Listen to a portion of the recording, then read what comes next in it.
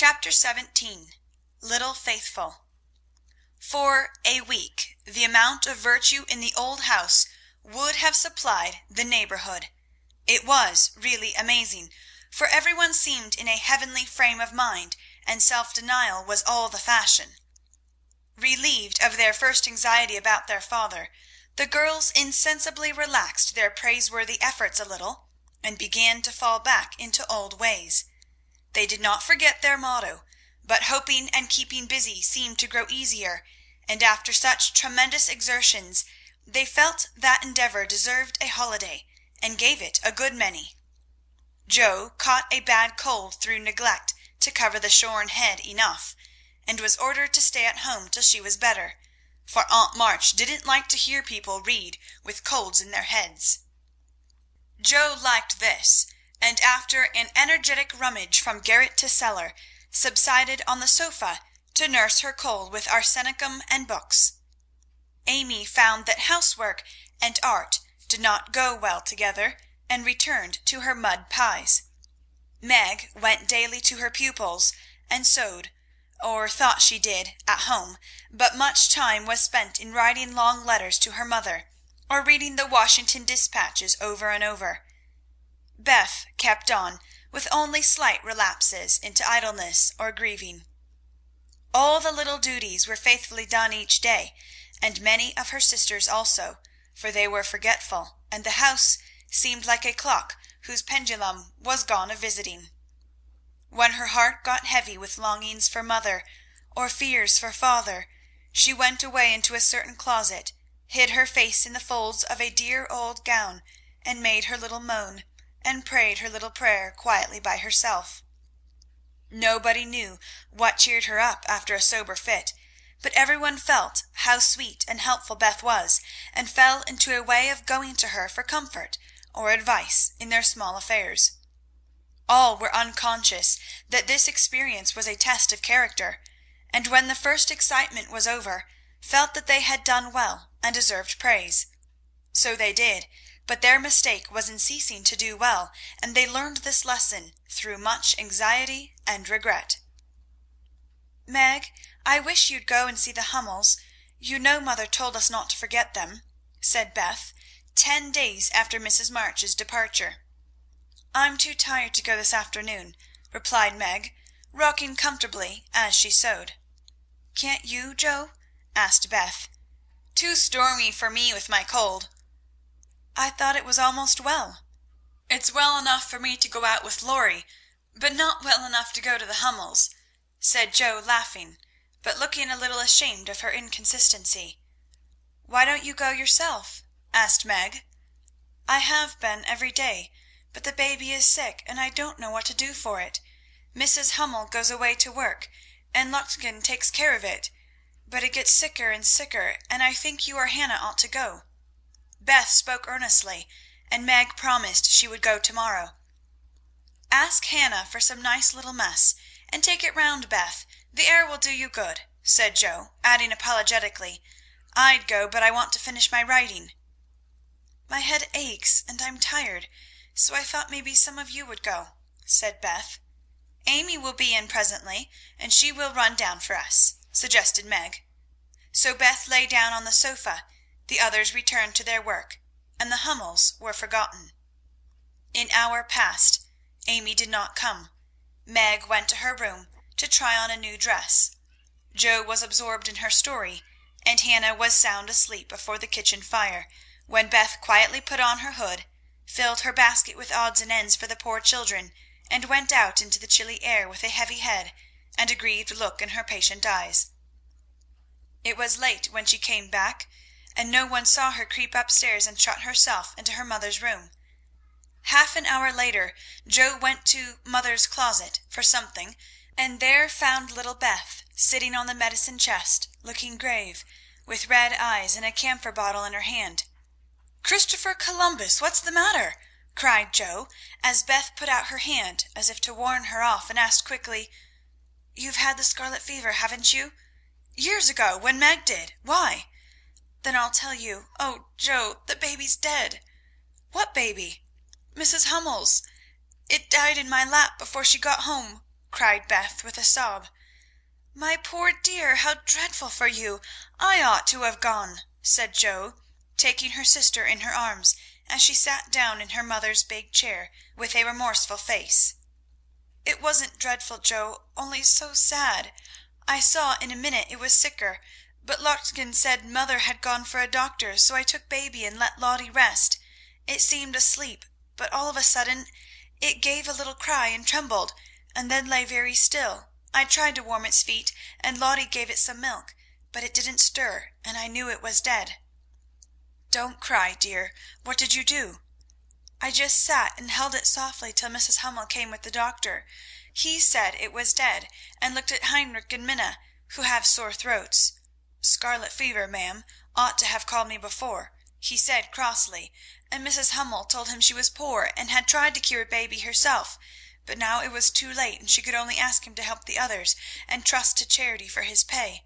He smiled then and was kinder, but it was very sad, and I cried with them till he returned round all of a sudden and told me to go home and take belladonna right away, or I'd have the fever." "No, you won't," cried Jo, hugging her close, with a frightened look. "Oh, Beth, if you should be sick, I never could forgive myself. What shall we do?" "Don't be frightened. I guess I shan't have it badly. I looked in mother's book and saw that it begins with headache, sore throat, and queer feelings like mine. So I did take some belladonna, and I feel better," said Beth, laying her cold hands on her hot forehead and trying to look well. "If mother was only at home!" exclaimed Jo, seizing the book and feeling that Washington was an immense way off. She read a page, looked at Beth, felt her head, peeped into her throat, and then said gravely, "You've been over the baby every day for more than a week, and among the others who are going to have it. So I'm afraid you are going to have it, Beth. I'll call Hannah. She knows all about sickness." "Don't let Amy come. She never had it, and I should hate to give it to her. Can't you and Meg have it over again?" asked Beth anxiously. "I guess not. Don't care if I do. Serve me right, selfish pig, to let you go and stay writing rubbish myself," muttered Jo as she went to consult Hannah. The good soul was wide awake in a minute, and took the lead at once, assuring that there was no need to worry. Every one had scarlet fever, and if rightly treated, nobody died, all of which Jo believed, and felt much relieved as they went up to call Meg. "Now I'll tell you what we'll do," said Hannah, when she had examined and questioned Beth. "We will have Dr. Bangs just take a look at you, dear, and see that we start right. Then we'll send Amy off to Aunt March's for a spell, to keep her out of harm's way, and one of you girls can stay at home and amuse Beth for a day or two." "I shall stay, of course. I'm oldest," began Meg, looking anxious and self-reproachful. "I shall, because it's my fault she is sick. I told mother I'd do the errands, and I haven't," said Jo decidedly. "Which will you have, Beth? There ain't no need of but one," aided Hannah. "Jo, please," and Beth leaned her head against her sister with a contented look, which effectually settled that point. "I'll go and tell Amy," said Meg, feeling a little hurt, yet rather relieved on the whole, for she did not like nursing, and Jo did. Amy rebelled outright, and passionately declared that she had rather have the fever than go to Aunt March. Meg reasoned, pleaded, and commanded, all in vain.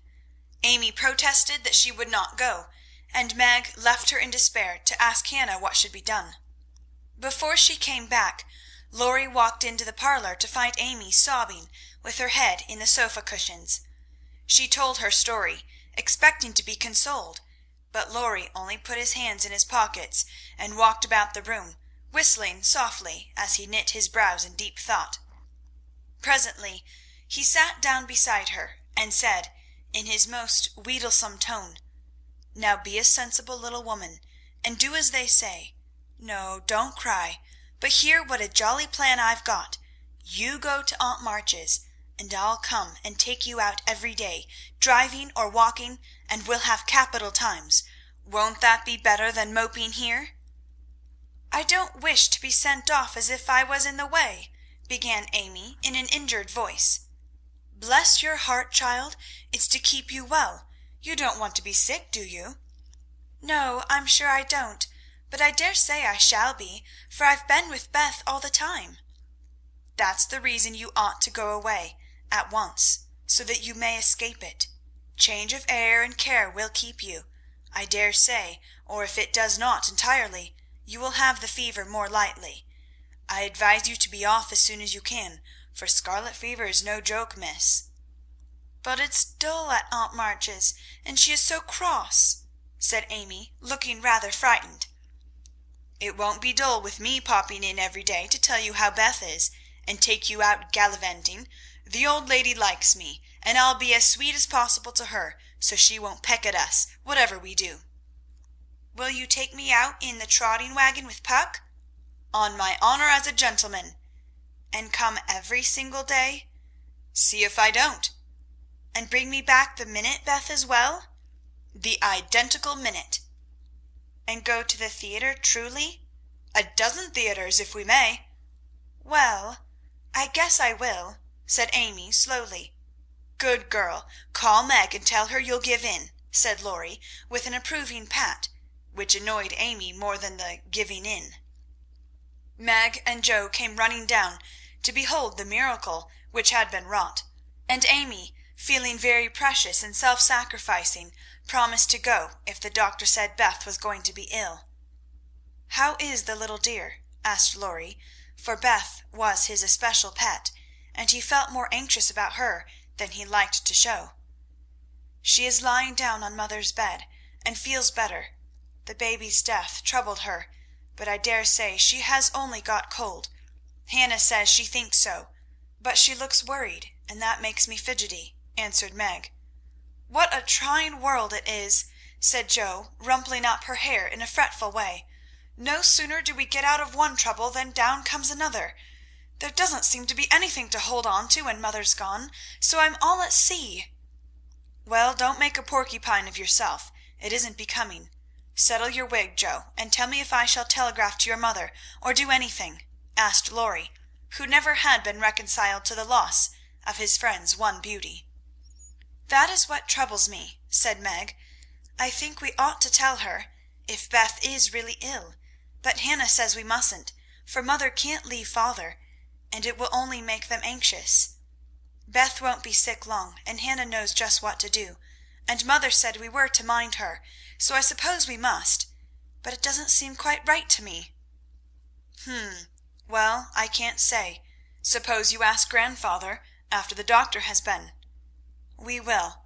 Joe, go and get Dr. Bangs at once," commanded Meg.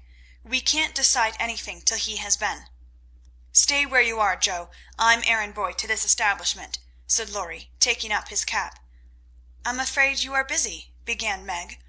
"No, I've done my lessons for the day." "Do you study in vacation time?" asked Joe. "I follow the good example my neighbours set me," was Lorry's answer, as he swung himself out of the room. "I have great hopes for my boy," observed Joe, watching him fly over the fence with an approving smile. "He does very well for a boy," was Meg's somewhat ungracious answer, for the subject did not interest her. Dr. Bangs came, said Beth had symptoms of the fever, but he thought she would have it lightly, though he looked sober over the Hummel story. Amy was ordered off at once, and provided with something to ward off danger. She departed in great state, with Joe and Lorry as escort. Aunt March received them with her usual hospitality. "What do you want now?" she asked, looking sharply over her spectacles, while the parrot, sitting on the back of her chair, called out, "Go away! No boys allowed here!" Lorry retired to the window, and Joe told her story. "No more than I expected if you are allowed to go poking about among poor folks. Amy can stay and make herself useful if she isn't sick, which I've no doubt she will be, looks like it now. Don't cry, child, it worries me to hear people sniff." Amy was on the point of crying, but Lorry slyly pulled the parrot's tail, which caused Polly to utter an astonished croak and call out, "Bless my boots!" in such a funny way that she laughed instead. "What do you hear from your mother?" asked the old lady gruffly. "Father is much better," replied Joe, trying to keep sober. "Oh, is he? Well, that won't last long, I fancy. March never had any stamina," was the cheerful reply. "Ha, ha! Never say die. Take a pinch of snuff. Good-bye, good-bye," squalled Polly, dancing on her perch and clawing at the old lady's cap, as Lorry tweaked him in the rear. "Hold your tongue, you disrespectful old bird! And Joe, you better go at once. It isn't proper to be gadding about so late with a rattle-pated boy like—" "Hold your tongue, you disrespectful old bird!" cried Polly, tumbling off the chair with a bounce, and running to peck the rattle-pated boy, who was shaking with laughter at the last speech. "I don't think I can bear it, but I'll try," thought Amy, as she was left alone with Aunt March. "Get along, you fright!" screamed Polly, and at that rude speech Amy could not restrain a sniff. Chapter 17